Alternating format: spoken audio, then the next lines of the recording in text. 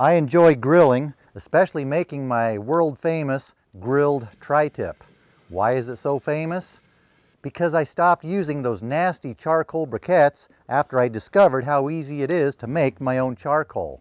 Using my own charcoal is so much better. It can be a good way to utilize scrap wood. You don't need a kiln or any of those contraptions I've seen a lot of people use on other videos. Before I get into the reasons why charcoal briquettes are so stupid, let's start making a new batch of charcoal. I'll show you how easily you can do this. This fire has nothing to do with it. I just thought it would be nice to have a fire to give us some ambiance to start this video. To do this, we're going to need some wood.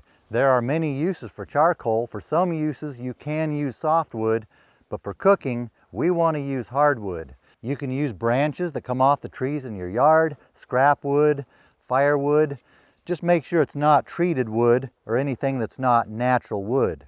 We need the wood to be dry. This wood is not dry. I'm not going to use that.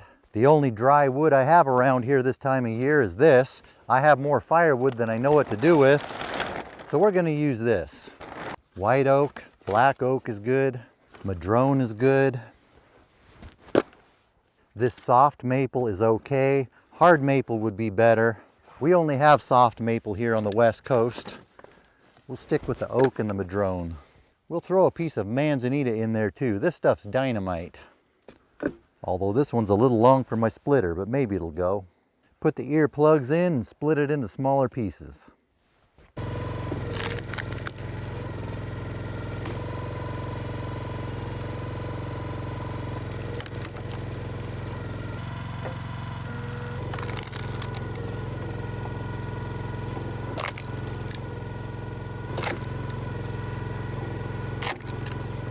If you don't have a splitter, nothing wrong with using a splitting maul or an axe.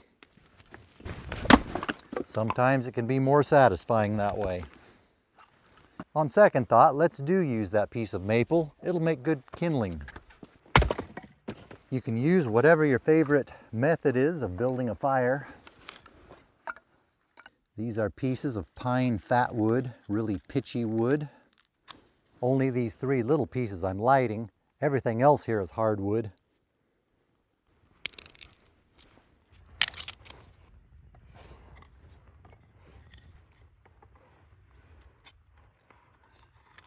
For now, we're just building a little fire here. However you like to build fires, just make sure you're doing it out of hardwood. The grilling purists may be flipping their lids right now saying, when it comes to cooking wood, you should never use softwood, referring to those little pieces of pine fat wood I used to get it started. Technically, they are right. You shouldn't use softwood, but the amount of right they are is so small, it's hardly enough right to even be considered right.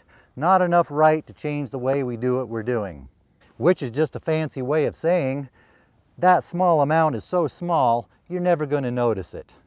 Okay, maybe that's not a fancy way of saying it, but it's a way of saying it. Since you're going to have a nice fire, you might as well make the best of the situation. Bring the family out, have some friends over, invite the neighbors over. Unless you don't like your neighbors, then there's no point in inviting them over. If you don't like your neighbors, I suggest you get some new neighbors. Life is much better when you have good neighbors. Bring out some good food and beverages if you're into that. You might as well make a good time of it. In my case here, making this video, this is working out to be a good thing to do on a cold morning.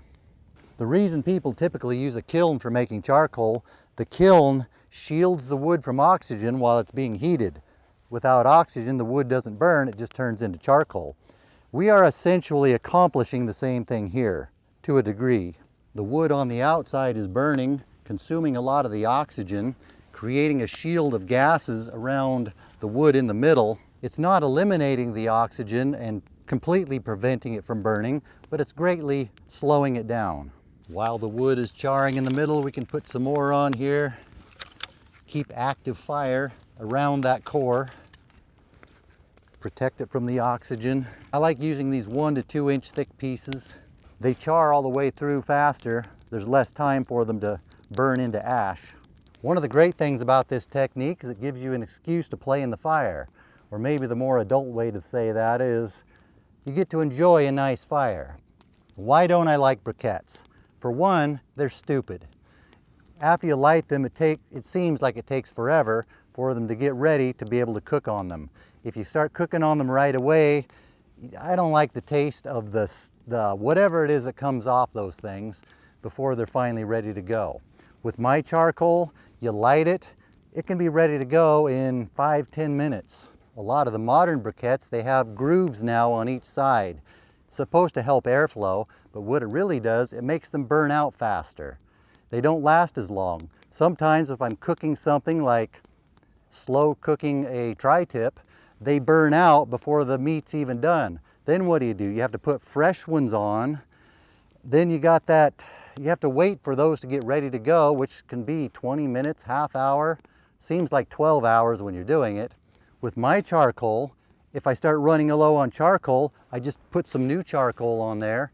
It takes off and we continue going. A lot of briquettes produce a lot of ash when they burn. That ash forms around the briquette.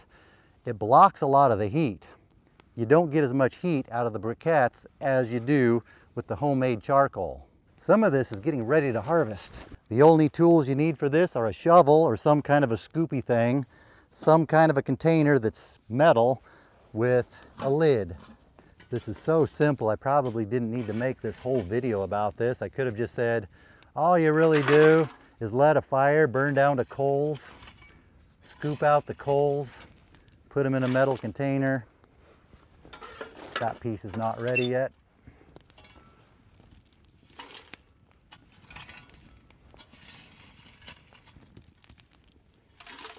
We put a lid on that to keep the oxygen out, snuff them. We'll let these ones finish burning down. Now the purists are probably flipping their lids again, saying, that's not charcoal. Charcoal's made in a kiln in a no oxygen environment under certain conditions. Okay, Mr. Smarty Pants. Whatever we want to call this black charry substance I'm making, it works really well for grilling. I don't worry too much about the species I'm using, whether it's oak, madrone, as long as it's a good dense hardwood. The black charry-like substance I'm using doesn't add a whole lot of flavor to what I'm cooking. The wood I add to it while I'm cooking it produces the smoke. That produces the wood smoke flavor. Whatever subtle flavor might come out of this black charry substance I'm using to cook with is going to be overpowered by the smoke flavor I add. Without that bigger fire around this, a lot of this is starting to turn to ash. It doesn't have that fire around it to shield it from the oxygen.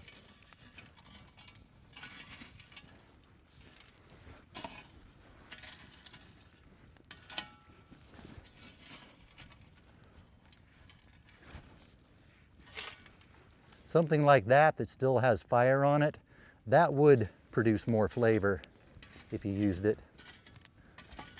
It still has wood to burn out of it.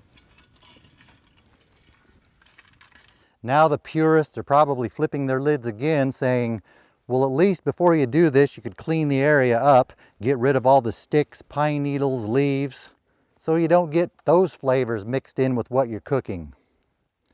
Yeah, you probably have a point there. I could have cleaned this up a little better. Or more accurately, maybe I should say, I should have cleaned this area up first. This method is simple and easy, but is it as efficient as using a kiln?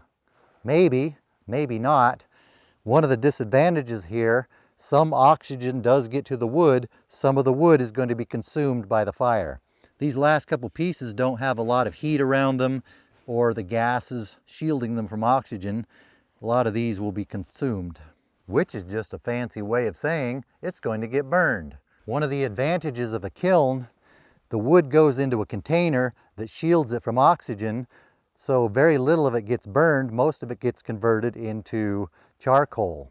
But you may notice when they're using a kiln, they usually put a whole bunch of wood around the kiln, burn that wood to create the heat. That wood is consumed. We didn't do that here. I should have put all the wood we used in a pile so we could see how much it is. But from that wood, we ended up with this whole container full of charcoal. With a kiln, they typically burn external wood to heat the kiln. In this case, we didn't have any external wood. We just burned the wood we're making the char out of. What's more efficient? I don't know. It probably depends on how efficiently they make the kiln. If it is made so it uses the gases that come out of the pyrolyzing wood to also heat itself, maybe that's the better way to go. I don't know. What I do know for sure is we just got to enjoy a nice fire on a cold morning. We very easily made this whole thing full of this black charry substance that will work very well for grilling. I've been using this for years. It works great. It is now tomorrow, the next morning. I know these are extinguished because they are cold to the touch. You want to make sure you put these in a metal or otherwise non-flammable container with a lid and leave them in there until they are cold to the touch. You want to make sure the whole thing is cold to the touch before you take the lid off to set them free. If there's even one glowing ember left in there, as soon as it gets oxygen, it's likely going to cause the whole thing to start burning again, which can cause very bad things to happen. If this is in a place where very bad things could happen, if that was to happen. Ask me, no, don't ask me how I know this. Well, you could ask me, but I'm not ready to tell that story. It's still too soon. Oh, the humanity. Nah, it wasn't that bad. Before I let you go, I'll show you really quick how I light these. One of the disadvantages of doing it the way I did, you will end up with a lot of small pieces in with the bigger pieces. I don't find that to be too much of a problem, but I put this on the bottom to cover up the holes to keep some of those smaller pieces from going down and plugging them up. If I have a batch that has a lot of small pieces, I'll turn it upside down to make it even harder for them to get through there. Some people may recognize what this is. If you know what this is, let us know in the comments. First one to get it right wins 25,000 channel points. The points aren't worth anything, but they'll be yours to keep forever. You may not have one of these laying around, but any type of piece of non-flammable thing that might cover those holes could help you out, but it's not required. With a kiln, you can get more bigger pieces. You can also buy lump charcoal. There's nothing wrong with buying lump charcoal. I just like making my own. I have more wood than I know what to do with around here, and it can make a good excuse to play in the fire. The way I usually light it, take a couple pieces of that pine fat wood, then put a few slivers of hardwood on there, start a little miniature fire. I can only imagine some of the anguish some people are going through watching me use pine to light this. It is true you should not cook with pine unless you want your food to have this curious turpentine flavor to it. But if someone was over there cutting a pine board and a little particle of sawdust blew over and landed in here, would that ruin your dinner? I don't think so. Either is that small, minute amount of pine in here, by the time we're ready to cook, that's going to be burned down to charcoal. There's not going to be any pine flavor that we are going to notice in our food. We are ready to cook. That is more than hot enough. Unlike briquettes, it's okay if some of these are still black. That is plenty hot. Sometimes too hot, so I put a couple pieces of angle iron on there to raise this up a little bit. That's usually just right. Leave it down if you want a good sear, but this is a good cooking height. If I want smoke flavor, what I typically do, sear both sides, then take a block of whatever flavor of wood I want, put that in there, put the lid on it, let it smoke. Just enough to give it a subtle smoke flavor. I'm not actually cooking right now, so take that out. If these coals start burning down, I need more. I just get more, put them on top of the other ones. They will quickly start doing their thing. I would show you how I make my world famous tri-tip, but I don't have one ready to go at the moment. Okay, it's world famous in my small world anyway. That's it. I'll leave you with a few bloopers and outtakes. You can use softwood, but for cooking, we're gonna want to use hardwood. If I want smoke flavor, I'll usually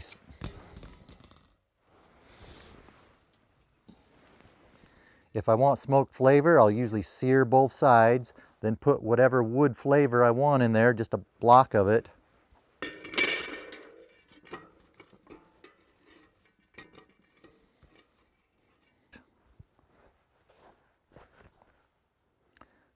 If this charcoal starts burning down too much, just get some more, put it in, and it just goes. It just goes. If this starts burning down, gets low on coals, I just get some more, put it right in them. Those will start burning. If these coals start burning down, I need some more. If these coals start burning down and I need more. Before we get into that, a lot of people think my backgrounds are not real and I use a green screen. Does this look like a green screen? If this was a green screen, would I be able to do this?